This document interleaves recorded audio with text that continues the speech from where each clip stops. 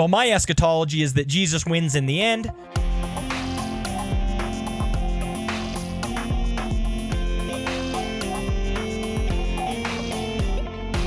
Vector says, in your opinion, how important is it to study end times? My old pastor said something along the lines of, the Bible is 2/3 prophecy, we need to study end times.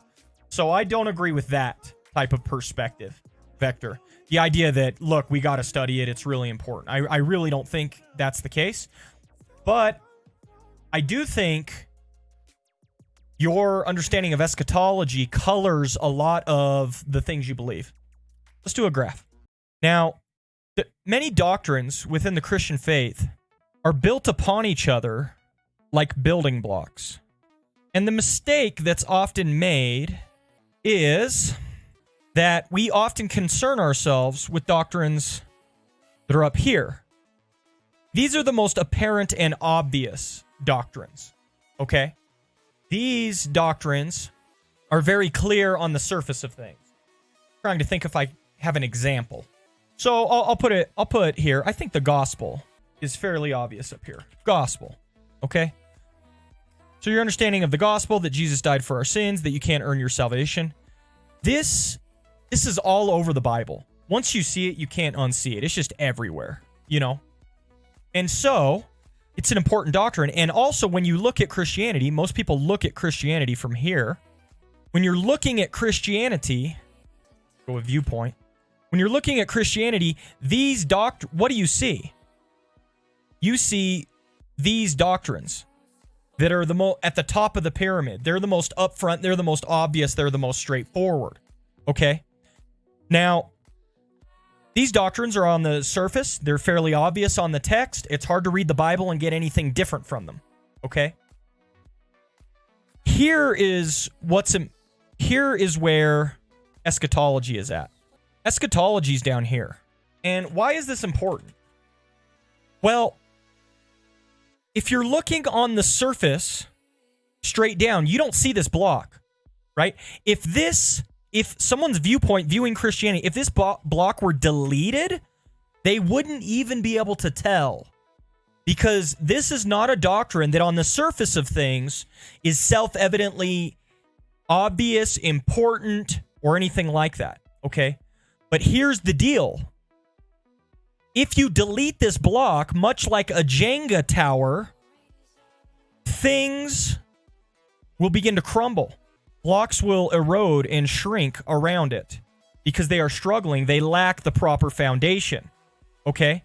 So what ends up happening is your eschatology ends up coloring so much else of what you believe. If this block were red, you realize all of these blocks are also red.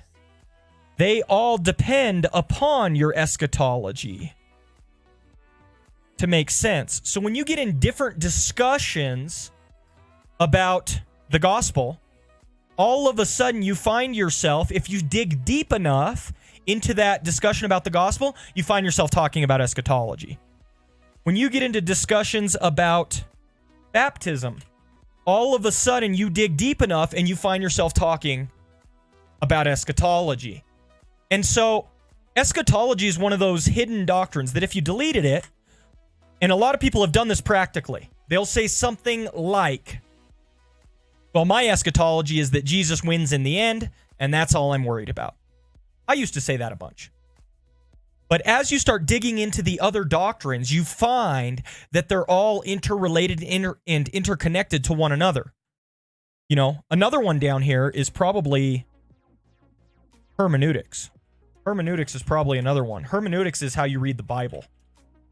And this is probably another one that colors and affects how you read the entirety of the scriptures. It colors and affects all of your Christianity, even though you don't sit down and formally work out in your head, what is my hermeneutic? The same works for eschatology. Even people who don't want to have an eschatology have a fundamental mindset or framework through which, a lens through which they view the rest of the biblical narrative. And that's really what eschatology does. So it's actually a very, very important topic. But I don't think it's an important topic in the sense that your old pastor said. The Bible is two-thirds prophecy. We need to know what it says. We need to study the end times. I don't think that's what's important about it. I don't think you can formulate good strategies and plans if you don't know where you're going. I don't think you can have a good idea of how we ought to implement the Great Commission today if you don't have a good understanding and idea of what God is actually accomplishing in the world.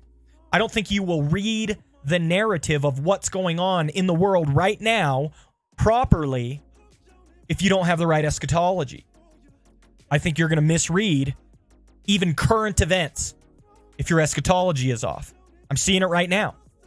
I have people who will refuse to come to my church because we are requiring people to wear their masks, and they think the New World Order is coming in, and they think the masks are a slippery slope into taking the mark of the beast. Where does all that come from? Eschatology. They have a certain eschatological framework of the direction they think everything is going, and they are reading current events through that framework. So I think it's actually a very important topic, but it's because it undergirds all the other topics. Very good question, Vector. Tabitha said, the one thing I think would be harmful is if someone banked on Jesus coming back for them before the tribulation, but that's not how it happens. So that's a perfect example, Tabitha. Some people think, so we'll go rapture, tribulation. Okay? So just on a very fundamental framework, does the rapture happen before the tribulation? So some people, I don't even need arrows. Some people have this framework. Actually, an arrow would go good here. Some people think rapture happens, then tribulation. And then others think the exact opposite is the case. Some people think the tribulation happens first, then the rapture. Even on a very basic level, you can already begin to see how that would affect your viewpoint. If you think the tribulation happens first, and then after that, the rapture, you might think that the tribulation is going on right now because things look really bad, and you would think that God is going to preserve you and save you through this tribulation. And once he preserves you, you're going to be raptured afterwards. And then some people think the exact opposite. The rapture happens. We're taken out. There is no tribulation. And then the tribulation happens.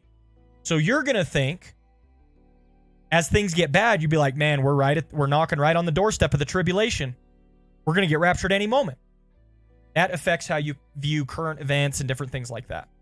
Tabitha says, remind me, Jesus comes after the millennial reign? That's my position. I'm a post-millennial. I believe Jesus comes after the millennial reign.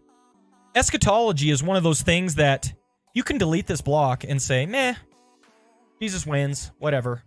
But it actually affects, even if you don't have a formal eschatology, you have an informal eschatology. You have an optimistic or a pessimistic outlook.